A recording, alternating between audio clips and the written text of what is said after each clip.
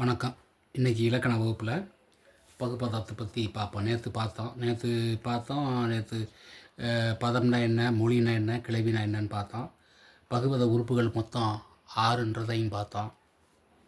அதில் பகுதி, விகுதி, இடைநிலை, சந்தி, சாரியை, விகாரம் அப்படின்ற 6 உறுப்பை பார்த்தோம். இந்த 6 உறுப்பினுடைய செயல்பாடுகள் என்ன அப்படின்றத இன்றைக்கி கொஞ்சம் கொஞ்சமாக பார்ப்போம். பதம்னா சொல்லுன்னு சொல்லியிருக்கேன். மொழினாலும் சொல்லு, கிளவினாலும் சொல்லு. பதம் இரு வகைப்படும். பதம் எத்தனை வகைப்படும்னு கேட்டால் அந்த கேள்வி டிஎன்பிசியில் அடிக்கடி கேட்பாங்க. இரு வகைப்படும்னு அப்படி கேள்வியை கேட்க மாட்டாங்க. பதம் எத்தனை வகைப்படும்னு போட்டு 2, 4, 3 அப்படி ஆப்ஷன் கொடுத்துருப்பாங்க. 5 அப்படின்னு கொடுத்துருப்பாங்க. நீங்கள் 2 தான் நீங்கள் ஷேர் பண்ணணும். இப்போ ஏன்னா பகுப்பதம் ஒன்று, பகாபதம் ஒன்று. இப்போ அந்த மாதிரி நீங்கள் புரிஞ்சுக்கிறணும். இதில் பெயர் பகுபதம், வினை பகுபதம்னு 2 வகைப்படும். அதுலேயே பகுபதத்திலே 2ஆக சொல்லிடலாம். பெயர் பகுபதம், வினை பகுபதம். வினைன்னா என்ன? வினை சொல் அப்படின்னா செயல். ஒரு செயலை தான் வினைன்னு சொல்கிறோம். ஓடுதல், பார்த்தல், சிரித்தல், நடத்தல், உண்ணுதல், உறங்குதல், படுத்தல் எல்லாமே இதெல்லாம் ஒரு செயல்பாடு தான். செயல் பூராமே வினை தான். வினைனா வினை சொல்னு எதுவும் பயந்துடக்கூடாது. வினைனா செயல். நாம் செய்யக்கூடிய செயல் எல்லாமே வினை தான். அப்போ இந்த மாதிரி பகுப்பதத்தில் 2 பகுப்பதம் இருக்குது. ஒன்று பெயர் பகுப்பதம், இன்னொன்று வினை பகுப்பதம். 2 வகைப்படும். இப்போ இந்த பகுப்பத உறுப்புகளுடைய இதை நான் சொல்லிகிட்டே வர்றேன். நல்லா கவனிங்க. பகுதி ஃபஸ்ட்டு பகுதி. இந்த பகுதின்றது எப்போவுமே எப்படி பார்த்தீங்கன்னா, சொல்லுக்கு முதல்ல நிலைமொழி, அதாவது வேர்ச்சொல், அடிச்சொல். நேற்றே சொன்னேன். நேற்றே என்ன சொன்னேன்? வந்தான், பார்த்தான், படித்தான் அப்படின்னு போட்டால் அந்த மாதிரி படித்தான்னா படி. அப்போ இந்த படித்தான் அப்படின்னு எடுத்துக்கிறோமே, படித்தான் இந்த படின்றது தான் பகுதி. இதுதான் எப்போவுமே பகுதி முதல்ல வந்துடும், நிலைமொழியாக வந்துடும். இது எப்படி வரும்னா, இந்த பகுதிக்கு எப்போவுமே பொருள் இருக்கும். படினா ஒரு பொருள் இருக்குது. பாடத்தை படிக்க சொல்கிறது, அல்லது படித்தல், அல்லது மாடிப்படினோட படினா ஒரு பொருள் இருக்கும். அடுத்தாப்பில் சொல்லில் முதல்ல நிற்கும். எந்த சொல் எடுத்தாலும் இந்த பகுதி முன்னாடி நிற்கும். அதை நீங்கள் புரிஞ்சுக்கணும். பகுதிக்கு எப்போவுமே முன்னாடியே நிற்கும். இது பகாபதமாக தான் அமையும். இந்த படின்ற சொல் பகாபதமாக அமையும். ஏன் பகாபதம்னு சொல்கிறேன்? இந்த படின்ற சொல்லை நீங்கள் பிரிக்க முடியாது. படித்தான்ற சொல்லை பிரிக்கலாம், அது பகுபதம். ஆனால் அந்த படின்ற சொல்லை பிரிக்க முடியாது. பகுதியாக வரக்கூடிய சொல்லை பிரிக்க முடியாது. அப்போ அது பகாபதம். பகாபதமாக தான் அமையும். இது வினை சொல்லாகவும் அமையும். வினை சொல்னா செயல். படித்தல் என்பது ஒரு செயல். அப்போ வினை சொல்லாகவும் அமையும். அப்போ படின்றதை நல்லா தெரிஞ்சுக்கிறணும். பகுதின்றத இந்த பகுதிக்கு எப்படியெல்லாம் வரும், அந்த பகுதிக்கு நான் முதல்ல சொன்னது பொருள் தரும். பகுதிக்கு வரக்கூடிய அந்த சொல் பொருள் தரும். ஆனால் அதை பிரிக்க முடியாது. இப்போ பிரிக்க முடியாத சொல் என்ன ஆகும்? பகாபதம்ன்றது மாதிரி நம்ம எடுத்துக்கிறணும். அது வினை சொல்லாகவும் நிற்கும், ஏவலாகவும் இருக்கும். படி அப்படின்னு நம்ம ஒருத்தர் ஏவுறோம். படி அப்படின்னு பிள்ளைய சொல்லி ஏவுறோம். செய்தான் அப்படின்றத செய் அப்படின்னு சொல்லி அந்த வேலையை செய்யணும்னு சொல்கிறோம் இல்லையா? செய் அப்படின்னு ஏவல்லையும் நிற்கும் இந்த பகுதின்றது. பெயர் சொல்ல அறுபது பெயராகவும் அமையும். இப்படி இந்த பகுதின்றது மேக்சிமம் பகுதின்றது முதல்ல நிற்கும். அந்த முதல்ல இருக்கிற சொல்ல பிரிக்க முடியாது. அது பகாபதமாக இருக்கும். புரிஞ்சு கேளுங்க. நிறுத்தி தான் சொல்கிறேன், நான் மெதுவாக தான் சொல்கிறேன். முதல்ல நிற்கும். அது பொருள் தரக்கூடிய சொல்லாக இருக்கும். வினை சொல்லாகவும் இருக்கும், ஏவல் சொல்லாகவும் இருக்கும். அந்த சொல்லை பிரிக்க முடியாது, பகாபதமாகவும் இருக்கும். இதுதான் பகுதி. பகுதிக்கு உண்டான இலக்கணம். நல்லா ஞாபகம் வச்சுக்கிறணும். இது திரும்ப திரும்ப நீங்கள் எல்லா பாருங்கள். செய்தான், செய் அப்படின்றது பாருங்கள். செய்ன்றதுக்கு பொருள் இருக்குது. பார்த்தான், பார் அப்படின்ற சொல்லுக்கு பொருள் இருக்குது. விழுந்தான், வெளு அப்படின்ற சொல்லுக்கு பொருள் இருக்குது. எழுந்தான், எழுதுன்ற சொல்லுக்கு பொருள் இருக்குது. எல்லா சொல்லுக்குமே இந்த எழு, விழு, பார் இது எல்லாமே பகாபதமாக இருக்கும். பிரிக்க முடியாது. இவ்வளோ விளக்கம் உங்களுக்கு வகுப்புகளோடு சொல்லித்தர மாட்டாங்க. சரி, பகுதி இப்படி. அடுத்தாப்பில் விகுதி. விகுதி வந்து கடைசியாக வரும். பார்த்தான் அப்படின்னா கடைசியில் தான் விகுதி வரும். விகுதி எப்போவுமே கடைசி வரும். ஆனால் விகுதி வந்து நம்ம வந்து பகுதி விகுதின்னு சொல்கிறதுனால விகுதியை நம்ம தெரிஞ்சுக்கலாம். விகுதி, இந்த விகுதின்றது சொல்லினுடைய இறுதியில் வரும். படித்தான் சொல்லினுடைய இறுதியில் வரும். ஆண் ஆண் சொல்லினுடைய இறுதியில் வரும் விகுதி. இந்த 6 உறுப்புகள், 6 உறுப்புமே ஒரு சொல்லுக்கு வரும்ன்றதெல்லாம் கட்டாயம் கிடையாது. சில சொல்லுக்கு வந்து 5 உறுப்புகளில் பிரிச்சுக்கிடுவாங்க, 4 உறுப்புகளில் பிரிக்கிற சொல்லு இருக்குது, 3 உறுப்புகளில் பிரிக்கிற சொல்லு இருக்குது. இந்த மாதிரி இருக்குது. 6 உறுப்பும் ஒரு சொல்லில் பிரிக்கிறது மாதிரி வர்றதுக்கான வாய்ப்பில்லை. ஆனால் 6 உறுப்பு நம்ம தெரிஞ்சுக்கிறணும். பகுபத உறுப்பிலக்கணங்கள் 6 வந்து எப்படிலாம் வருது, எந்த இடத்துல வந்து பிரிக்கிறாங்கன்றதை நம்ம தெரிஞ்சுக்கிறணும். அதுக்காகத்தான் இப்போ நான் விளக்கமாக சொல்கிறேன். விகுதின்றது சொல்லினுடைய இறுதியில் வரும். இது திணை காமிச்சு கொடுக்கும். திணை என்ன? உயர்திணை, அக்ரிணை. இப்போ பாருங்கள், அடுத்த இலக்கணம் வந்துச்சு பார்த்தீங்களா? இந்த விகுதியில் உயர்திணை, அக்ரிணை அப்படின்னு 2 வகையில் வரும். உயர்திணை, அக்ரிணை. அப்போ உயர்திணைன்றது மனிதர்களை மட்டுமே குறிக்கக்கூடியது உயர்திணை. அக்ரிணை என்ன? சில பேர் என்ன சொல்லுவாங்க, அக்ரிணைக்கு வந்து விலங்குகள், பறவைகள், மரங்கள், செடிகள், கொடிகள், இந்த மாதிரி ஊர்வன இப்படிலாம் சொல்லுவாங்க. அப்படி சொல்லக்கூடாது. உயர்திணை மனிதர்கள் மட்டுமே குறிப்பது உயர்திணை. அக்ரிணை என்பது மனிதரை அல்லாத பிற அனைத்துமே அக்ரிணை தான். அப்படி தான் ஞாபகம் வச்சுக்கிறணும். உயர்திணை அக்ரிணைன்னு சொல்லும் பொழுது மனிதரை அல்லாத உயிரற்ற பொருள் கூட அக்ரிணையில் வந்துடும். அதனால தான் சொல்கிறேன், உயர்திணை என்பது மனிதர் மட்டுமே. தெய்வங்கள் கூட உயர்திணையில் சேர்க்குறாங்க. தெரிஞ்சுக்குங்க. நீங்கள் கல்லூரியில் தமிழ் வகுப்பு படிக்கும் பொழுது, லிட்ரேச்சர் படிக்கும் பொழுது அந்த உயர்திணையில் தெய்வங்களையும் சேர்த்துக்குருவாங்க. தெய்வங்கள் வந்து நம்ம கற்பனையாக கூட சொல்லிக்கலாம். இதெல்லாம் சேர்ப்பாங்க. உயர்திணை தான் வரும். அப்போ தெய்வங்கள்னால் அதுக்கு உயிர் இருக்கா, உயிர் இல்லைன்றா, அதுக்கெல்லாம் நம்ம அந்த கேள்விக்கெல்லாம் பதில் சொல்ல முடியாது. இருந்தாலும் நீங்கள் தெரிஞ்சுங்க, மனிதர் மட்டுமே உயர்திணை, தெய்வங்களையும் சொல்கிறாங்க. அப்போ வந்து உயர்திணை அக்ரிணை என்பது மனிதர் அல்லாத. இப்போ ஒருமை பன்மை எப்படி சொல்கிறோம்? ஒன்று என்பது ஒருமை, பன்மைன்றது 2000, 2, 5 அப்படி சொல்லலாமா? சொல்லக்கூடாது. ஒன்றை தவிர பிற அனைத்துமே, ஒன்றை தவிர ஒன்றுக்கு மேற்பட்டது எல்லாமே பன்மை தான். ஒன்றுக்கு மேற்பட்டது எல்லாமே பன்மை, அப்படி தான் சொல்லணும். 2, 2000, 20, 200 அப்படி சொல்லக்கூடாது. அதே மாதிரி உயர்திணை மனிதர் மட்டுமே, அக்ரிணை இந்த பறவைகள் மட்டுமே அப்படிலாம் சொல்லக்கூடாது. மனிதர் அல்லாத பிற அனைத்துமே அக்ரிணை அப்படி சொல்லணும். அப்போ இந்த விகுதி வந்து பாடத்துக்கு வருவோம். இந்த விகுதி வந்து திணையை காமிச்சிடும். எதை காமிச்சிடும்? வினை வந்து எப்போவுமே வந்து விகுதி வந்து சொல்லில் இறுதியில் என்று பொருள் தரும். திணை காமிக்கும்.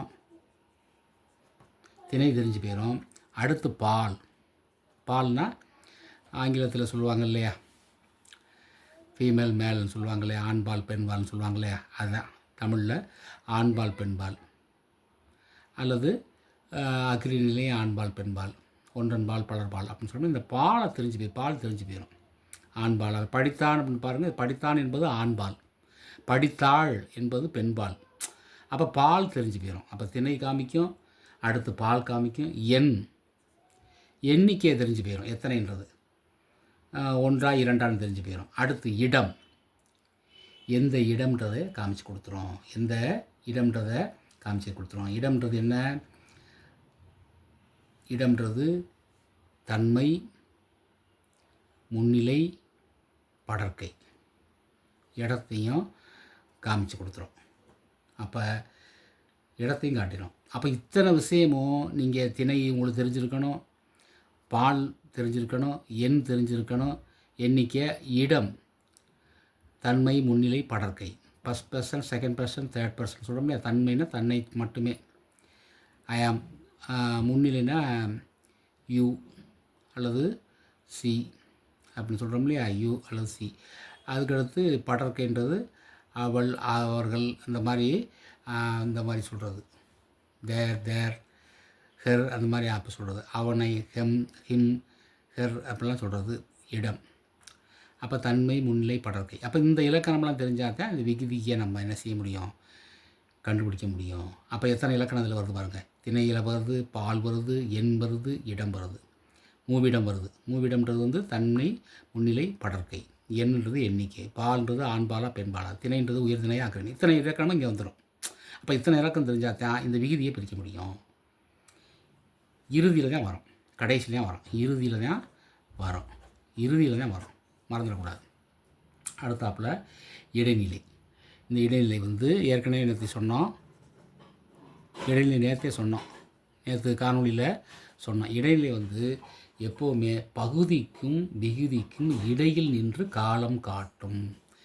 பகுதிக்கும், பகுதி விகுதி, பகுதி விகுதி, விகுதிக்கும் இடையில், பகுதிக்கும் விகுதிக்கும். பகுதின்றது படித்தான், படி. இங்கே விகுதின்றது ஆண், ஆண்பால் வினைமுற்று விகுதின்னு சொல்லுவாங்க அதை. அப்போ இடையில எதற்கு இத்தன்னா, இதுதான் இடைநிலை.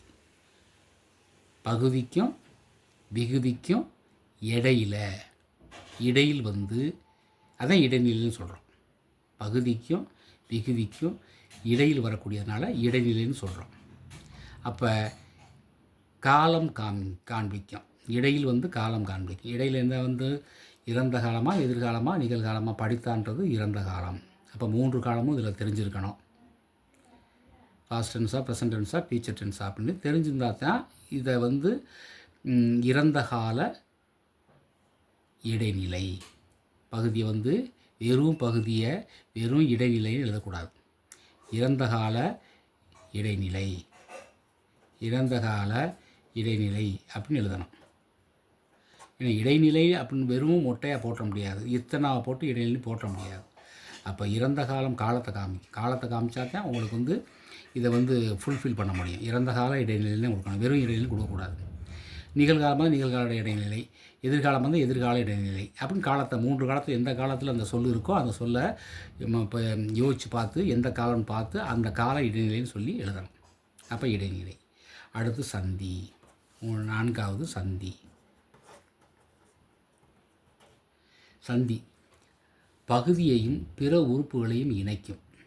பகுதின்றது முன்னாடி இருக்கிறது, பிற உறுப்புகளையும் இணைக்கும். பெரும்பாலும் பகுதிக்கும் இடைநிலைக்கும் இடையில் வந்து பொருள் இடையில் வரும். பகுதிக்கும் இடைநிலைக்கும் இடையில தான் வரும். எது? சந்தி. நல்லா ஞாபகம். பகுதிக்கும் பகுதி, அதுக்கடுத்து இடைநிலை, இதுக்கு இடையில தான் அது வரும் சந்தி. இடைநிலையை தாண்டி வரக்கூடாது, வந்தால் சந்தி கிடையாது. பகுதிக்கும் இடைநிலைக்கும் வரும். இப்போ படித்தான் அப்படின்ற இடத்துல இந்த இடத்துல இத்து ஒன்று ஒற்றெடுக்குது. இட்டு வந்து ஒற்றெடுக்குது. படித்தான், இந்த ஒற்றெழுத்து அளவெடுக்குது. அப்போ இங்கே படி கூட்டல் இத்து கூட்டல் இத்து கூட்டல் ஆண் அப்படின்னு அதை பிரிப்பாங்க. அப்போ படி கூட்டல் இத்து கூட்டல் இத்து கூட்டல் ஆண் அப்படின்னு பிரிக்கும் பொழுது பகுதிக்கும் இடைநிலைக்கும் இத்தனை இடைநிலைக்கும் இடையில் வர்றது தான் இந்த சந்தி. சில நேரத்தில் இத்து இந்தா மாறும், இத்து இந்தா மாறும், சில நேரத்தில் இந்து இத்தா மாறும். இது சந்தி. அதுக்கடுத்து சாரியை, 5 வந்து சாரியை.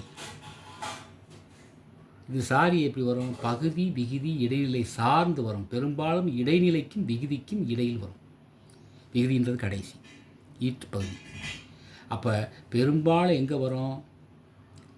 இந்த சாரியை வந்து இடைநிலைக்கும் விகுதிக்கும் இடையில் வரும்.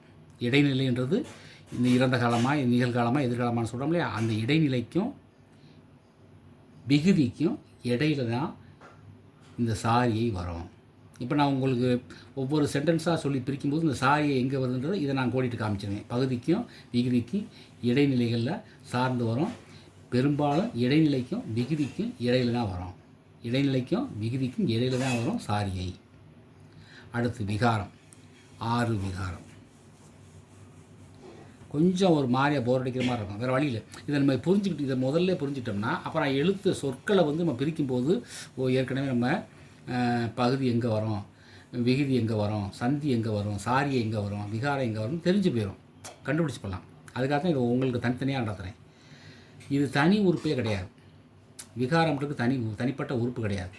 இப்போ சந்திக்கு வந்து இப்போ தனிப்பட்ட உறுப்பு இருக்குது, இடைநிலைக்கு தனிப்பட்ட உறுப்பு இருக்குது, பகுதிக்கு தனிப்பட்ட உறுப்பு இருக்குது, விகுதிக்கும் தனிப்பட்ட இருக்குது. விகாரத்துக்கு தனிப்பட்ட உறுப்பே கிடையாது. இது தனி உறுப்பு அல்ல. மேற்கண்ட பகுவத உறுப்புகளில் ஏற்படும் மாற்றம், ஏற்கனவே சொன்ன இல்லையா, விகாரம் என்பது திரிபு ஏற்பட்டு மாற்றம் ஏற்படும். மாற்றம் ஏற்பட்டால் தான் புணர்ச்சியில் விகாரம்னு சொல்கிறோம், விகார புணர்ச்சின்றான்.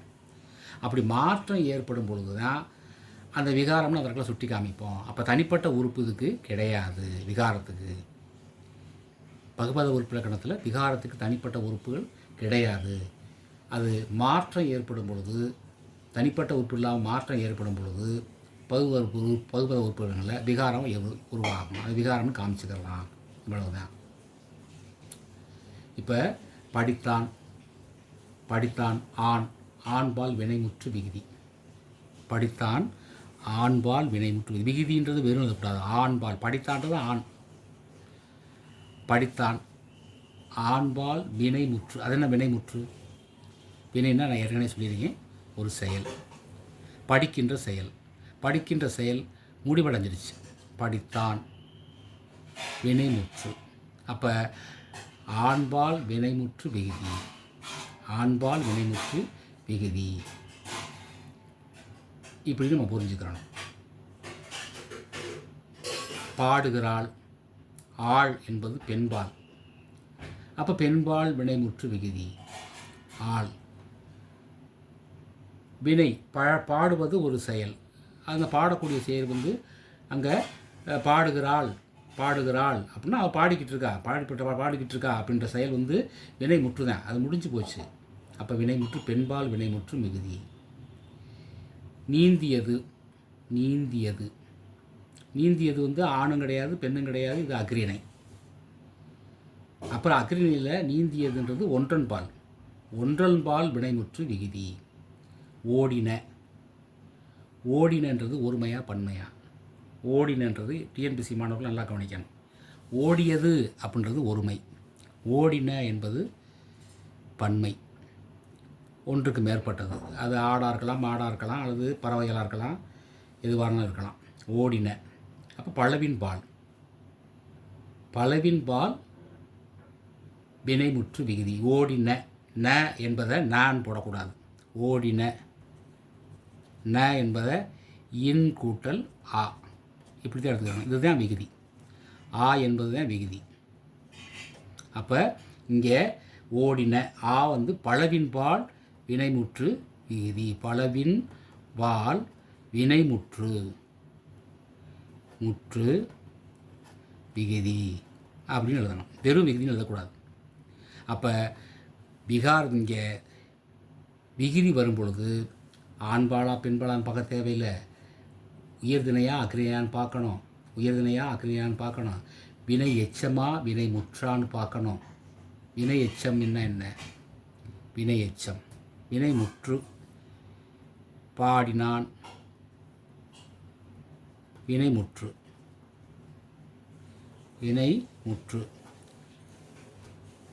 இப்போ பாடினான் வினைமுற்று. பாடிய என்ன பாடுச்சு? பாடியது பாட்டை பாடினாங்களா, செய்யுள் படித்தாங்களா, என்ன பாடினாங்க அப்படி தெரியாது. இந்த பாடியன்ற சொல் வந்து முடிவடையாமல் இருக்குது. பாடியது அப்படின்னா முடிவடைஞ்சிருச்சு, பாடியன அப்படின்னா முடிவடைஞ்சிருச்சு, பாடினாள் அப்படின்னா வினை, அது முடிஞ்சு போச்சு, வினை முற்று. ஆனால் பாடிய, வந்த, போன, விழுந்த, எழுந்த இதெல்லாம் வந்து வினை எச்சம். இந்த சொற்கள் பூரா சொல்லி பாருங்கள், அந்த செயல் முடிவடையாமல் இருக்கும். விழுந்த, பழுத்த, படித்த, பார்த்த இதெல்லாம் வந்து சொல் வந்து முடிவடையாமல் இருக்கும். அந்த முடிவடையாத சொல் என்பது எச்சம். அப்போ அது என்ன? அது பாடுவது ஒரு செயல், அப்போ வினை. அப்போ அந்த சொல் வந்து முடிவடையாமல் இருக்குது, இது வினை எச்சம் அப்படின்னு முடிச்சுக்கணும். அப்போ வினை எச்சம் வினை எச்ச இப்போ விகுதியா பகுதியா அப்படின்ட்டு தெரிஞ்சுக்கிறணும். வினை எச்ச விகுதி, வினை முற்று விகுதி. பெயரெச்ச விகுதி அப்படின்னு சொல்லி இந்த கடைசியாக வரக்கூடிய விகுதிக்கு எது எச்சத்தில் முடியுதா இல்லை முற்றுல முடியுதா, அந்த செயல் வந்து வினை முற்றா முடியுதா இல்லை வினை எச்சமாக முடியுதா அப்படின்னு கூர்ந்து கவனிக்கணும். அந்த சொல்லுக்குள்ள இருக்கக்கூடிய செயல், இப்படி இவ்வளவு இலக்கணமும் இந்த பகுவதத்தில் வருது தம்பியெல்லாம் தங்கையெல்லாம். நீங்கள் இதெல்லாம் வந்து நல்லா கூர்ந்து கவனிக்கணும். இந்த காணொலியை நீங்கள் திரும்ப திரும்ப போட்டு கேளுங்க, உங்களுக்கு டவுட் வரும். இதை தொடர்ச்சி இதுக்கு ரிலேட்டடான விஷயங்களை நடத்திட்டே தான் வருவேன். என்னுடைய வகுப்பில் வந்து வெறும் இலக்கணம் மட்டும்தான். இலக்கணத்தில் வந்து 7, 8, 9, 10 வரைக்கும் இந்த இலக்கணத்தை தான் கொடுத்துருக்காங்க. அதை யாருமே அந்த நேரம் படிக்கும்போது சரியாக படிக்க மாட்டோம். இருந்தாலும் இப்போ நம்ம படித்தே ஆகணும். இப்போ இது வரைக்கும் இது போதும்னு நினைக்கிறேன். பகுதியே சொல்லியாச்சு. பகுதின்றதை உங்களுக்கு சொல்லியாச்சு. சொல்லினுடைய முதல்ல நிற்கும். அது வந்து ஏவலாக வரும். அது வந்து பிரிக்க முடியாத சொல்லாக இருக்கும். இது படினா படி, இந்த சொல்ல பிரிக்க முடியாது. பகாபதமாக தான் அமையும். அதை பகாபதம் தான் சொல்ல முடியும். ஏன்னா பிரிக்க முடியாதுல்ல. விகுதின்றது திணை, பால், எண், இடத்தை, நாளையும் காமிக்கும். இறுதியில் தான் வரும் விகுதி, கடைசியாக தான் வரும். இடைநிலை வந்து பகுதிக்கு விகுதிக்கும் இடையில் வரும். பகுதின்றது முதல் பாதி, விகுதின்றது கடைசி பாதி. அதுக்கு இடையில் வரக்கூடிய சொல்லு தான், எழுத்து தான் இடைநிலை. அது வெறும் காலத்தை மட்டும் காமிக்கும். இறந்த கால இடைநிலை, எதிர்கால இடைநிலை, நிகழ்கால இடைநிலை, காலத்தை காமிக்கும். நம்ம சந்தி பகுதிக்கும் இடைநிலைக்கும் இடையில் வரும். பகுதிக்கும் இடைநிலைக்கும் இடையில் வரும். சாரியை என்பது இங்கே பகுதி விகுதி இடைநிலை சார்ந்து வரும். பெரும்பாலும் இடைநிலைக்கும் விகுதிக்கும் இடையில் வரும். சாரியை நல்லா கவனிங்க. பகுதி விகுதி இடைநிலை சார்ந்து வரும். இது மூளை சார்ந்து தான் வரும். இது எடுத்துக்காட்டு நான் வந்து ஒரு சொல்ல சாரியை வரும்பொழுது நான் உங்களுக்கு விளக்கமாக சொல்லிடுவேன். ஏன்னா இப்போ சொல்லும்போது உங்களுக்கு புரியாது. பகுதி விகுதி இடைநிலை சார்ந்து வரும். சாரியைனா சார்ந்து வர்றது. இப்போ நம்ம சார்பெழுத்துக்கள்னு சொல்கிறோம் இல்லையா, சார்பெழுத்துக்கள்னால் சார்ந்து, சாரியைனா அது மாதிரி அது சார்ந்து. இப்போ சார்பெழுத்துக்கள் வந்து 10 வகைப்படும்னு சொல்லுவோம் இலக்கணத்தில். அது என்ன சார்பெழுத்துக்கள்? ஐகார குறுக்கம், அவுகார குறுக்கம், மகர குறுக்கம், ஆயுத குறுக்கம், உயரவடை, ஒற்றளவடை, இப்படி சொல்லி சார்பெழுத்துக்கள் 10ன்னு வரும். ஒரு எழுத்தை சார்ந்து வரும். அதுதான் சார்பெழுத்து. அதை நம்ம பின்னால் பார்ப்போம். சாரியை அப்படின்னா சார்ந்து வரக்கூடியதை. புதுசாக சொல்லு இதில் வரும். விகாரம்னா என்ன, சந்தினா என்ன. சந்தினா நாங்கள் வகுப்பில் 10th நடத்தும்போது சந்துன்னு பார்த்துக்குப்பா. 2 வீட்டுக்கு இடையில சந்து இருக்குல்லப்பா, அதாப்பா சந்தி அப்படின்னு நடத்துவோம். 2 வீட்டுக்கு இடையில சந்து. அப்போ 2 வீடு எது? பகுதியும் விகுதியும், இடைநிலையும். பகுதியும் இடைநிலையும் இடையில் வர்றதாப்பா சந்தி. அதுக்கு இடையில் வரும்ப்பா அப்படின்னு நாங்கள் 10ஆம் வகுப்பில் நடத்துவோம். அது மாதிரி நீங்கள் சந்தினா சந்துன்னு கூட ஞாபகம் வச்சுக்கோங்க. சாரியை, விகாரத்தில் எத்தனை காமிக்குது? திணையை காமிக்குது. சினை கிடையாது. விகாரத்தில் வந்து தனி உறுப்பு கிடையாது. மேற்கண்ட பகுவர்ப்பில் ஏற்படும் மாற்றம் தான் விகாரத்தில். தனி உறுப்பு கிடையாது. அதுப்பட்ட தனி உறுப்பு கிடையாது. மாற்றம் தான். அதாவது விகாரம்ன்றது ஒரு சொல்லு திரிவு ஏற்பட்டு மாறி வந்துச்சுன்னா அது விகாரமாகி போயிடும். அந்த இடத்துல விகாரம்னு காமிச்சு அது எடுத்துக்காட்டு நான் வரும்போது சொல்ல பிரிக்கும் போது அந்த விகாரத்துக்காரில் சொல் வரும்போது நான் உங்களுக்கு விகாரத்தை நான் விளக்குறேன். அப்போ உங்களுக்கு புரியும். அந்த மாதிரி நீங்கள் புரிஞ்சுங்க. இப்போ இது வரைக்கும் இந்த டாபிக் இந்த 6ஐயும் நீங்கள் புரிஞ்சுக்கிட்டா தான் ஒரு எழுத்தை பிரிக்கும்போது நம்ம சொன்னது ஞாபகத்துக்கு வந்துடும். நான் சொன்னது திரும்ப உங்களுக்கு ஞாபகத்துக்கு வரும். சரி, இன்றைய வகுப்பில் முடிச்சுக்கலாம். இதை அப்படியே இப்போ தொடர்ச்சியாக பார்த்துட்டு வாங்க. சும்மா திரும்ப தொட்டு கேட்டு பாருங்கள், கேளுங்க. அப்போ தான் இந்த இலக்கணம் ஒரு மாதிரி போர் அடிக்கிற மாதிரி இருக்கணும். உங்கள் லைஃபுக்கு வந்து இலக்கணம் வந்து கடைசி வரைக்கும் வாழ்க்கையில் நீங்கள் படித்து தெரிஞ்சுக்கிட்டீங்கன்னா உங்கள் குழந்தைகளுக்கு, உங்கள் உறவினர்களுக்கு, நண்பர்களுக்கு நீங்கள் சொல்லித்தரலாம். அதனால் சின்ன விஷயந்தான். லேசாக அந்த கான்செப்டை புரிஞ்சுக்கிட்டால் ஈஸியாக இது பண்ணிக்கலாம்.